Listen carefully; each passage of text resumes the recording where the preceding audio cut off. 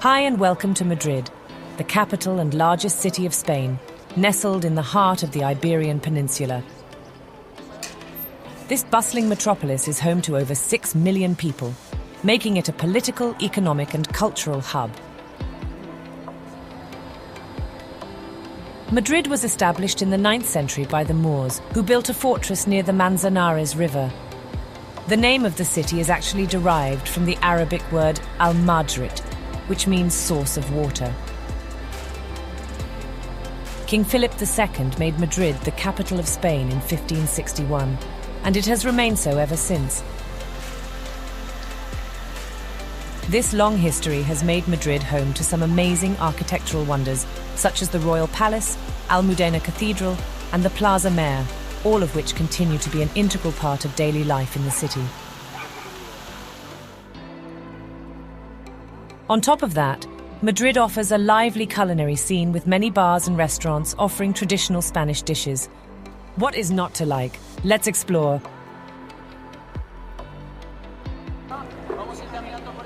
This square in the middle of the city is called the Plaza Mayor and was built in 1617. At the center of the plaza, you'll find the bronze statue of King Philip III, who was King of Spain at the time. Throughout history, Plaza Mayor has witnessed an array of social, political and cultural events, from hosting markets, bullfights and coronations to the darker moments of public executions during the Spanish Inquisition. The square has always played a central role in Madrid's history.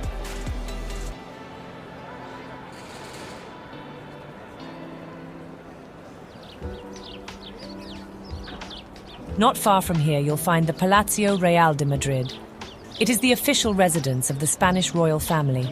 However, it is mostly used for state ceremonies and official functions, as the royal family resides in the more modest Zarzuela Palace on the outskirts of Madrid.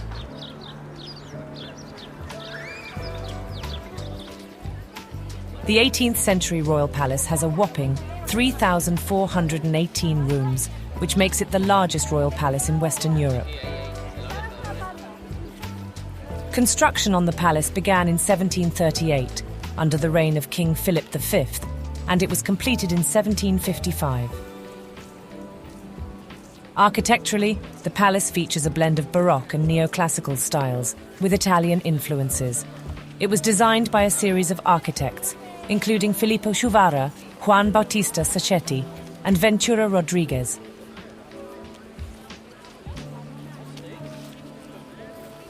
Parts of the palace are open to the public, like the throne room and the royal chapel. The palace also contains one of the world's most important collections of medieval and modern weapons and armor, known as the Royal Armoury.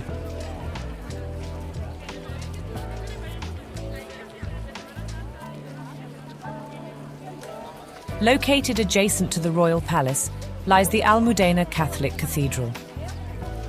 Construction of the cathedral began in 1883, but the project faced numerous delays and interruptions, including the Spanish Civil War. It was not until 1993 that Almudena Cathedral was finally completed, and it was consecrated by Pope John Paul II on June 15th of that same year. This makes it a relatively modern church compared to many other European cathedrals.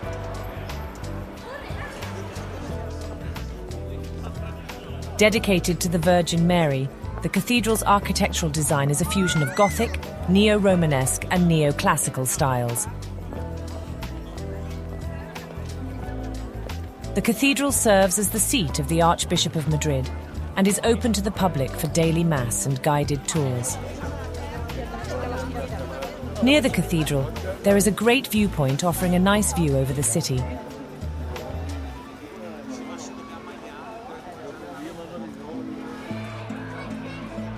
If you feel like having a bite or drink after a long day in the city, Barrio de la Latina is the place to go.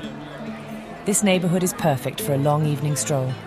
La Latina's history goes all the way back to the medieval times, and the area houses some fantastic tapas bars, delicious restaurants, and a massive open-air flea market that takes place every Sunday. A great spot to wander around, find your holiday gifts, and take in the romantic Spanish atmosphere.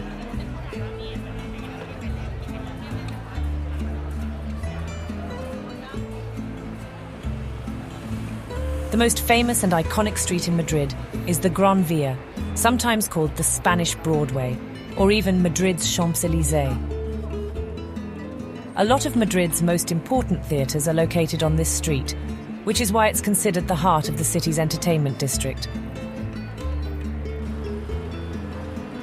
And if you're into nightlife, Gran Via also has got you covered. There are tons of bars, clubs, and late-night spots to choose from.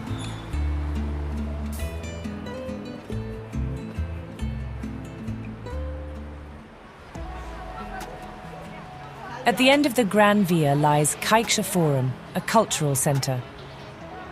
The centre, which houses in an old 20th century power station, opened its doors in 2008, and it's been a really important cultural and social spot in the city ever since.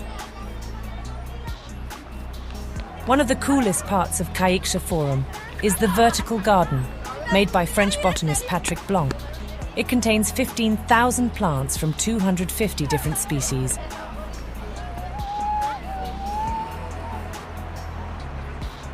This elegant neoclassical building designed by Spanish architect Juan de Villanueva is the Museo Nacional del Prado. It was founded back in 1819 by King Ferdinand VII and was originally meant to be a royal cabinet of natural history.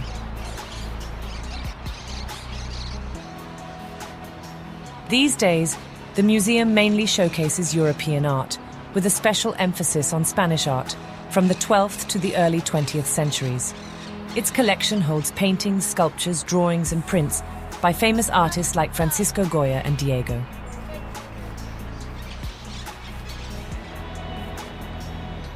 If you come to the city by train, you might end up in this special train station called Atocha. It serves as a major transportation hub for the city and is known for its impressive design by architect Rafael Moneo.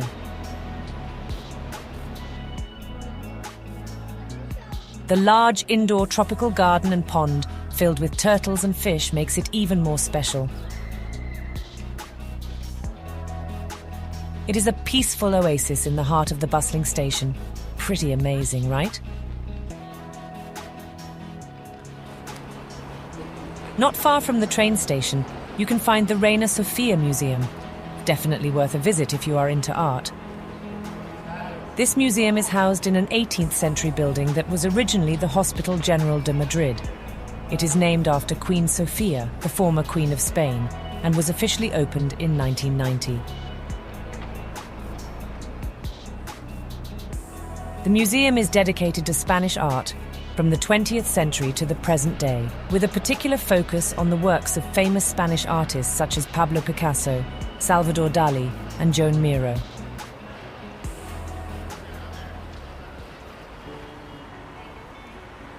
If you feel like escaping the hustle and bustle of the city, go to Parque del Buen Retiro. This park in the heart of the city was once a royal retreat for King Felipe IV in the 17th century and became open to the public in the late 19th century. It's a favourite spot for locals to hang out, jog, cycle, or just relax. At the iconic Retiro Pond, you can rent rowboats and enjoy the view of the impressive monument to King Alfonso XII.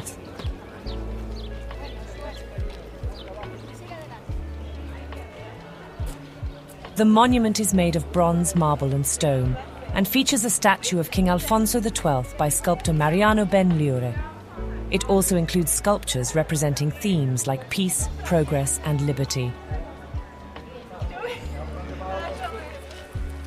Another must-see is the Crystal Palace, a stunning glass and iron structure built in 1887 for Exposition of the Philippines, which showcased flora and fauna from Spain's overseas territories.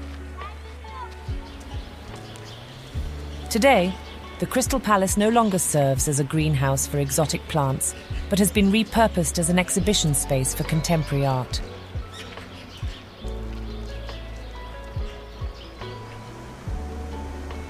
Just outside the park, the Plaza de Cibeles is located.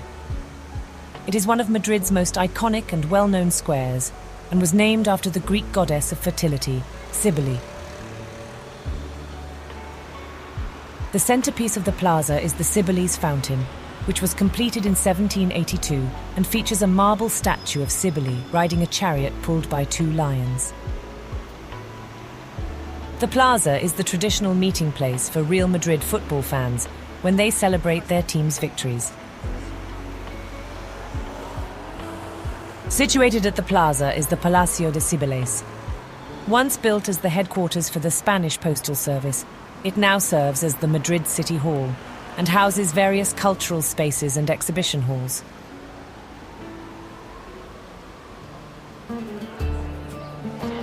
Feeling hungry yet? This 100-year-old iron frame building houses the San Miguel Market. With over 30 market stalls, it is a true foodie's paradise. The market offers a wide variety of cuisine, from traditional Spanish dishes like paella and gamon iberico to specialty vendors selling artisanal cheese, chocolate and wine.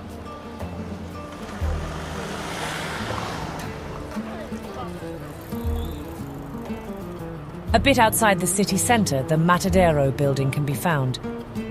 It was originally built in 1911 as a slaughterhouse and livestock market, but in the early 2000s, the city government repurposed the space as a centre for contemporary art and culture.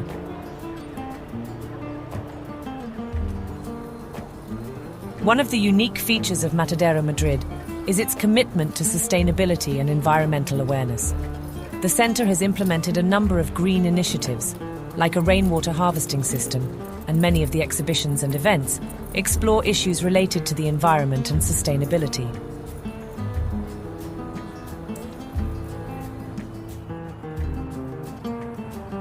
A place with a more controversial reputation is Las Ventas. Built in 1929, this is one of the largest and most important and biggest bullfighting arenas in the world. It has a seating capacity of over 23,000 spectators and hosts bullfighting events throughout the year, including the famous San Isidro Festival.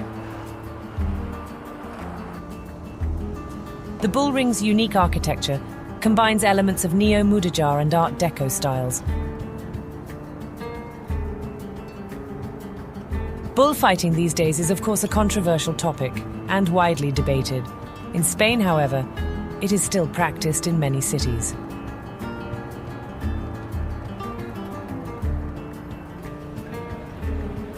The last place we go is one of the few ancient Egyptian temples located outside of Egypt, the Temple of Debod.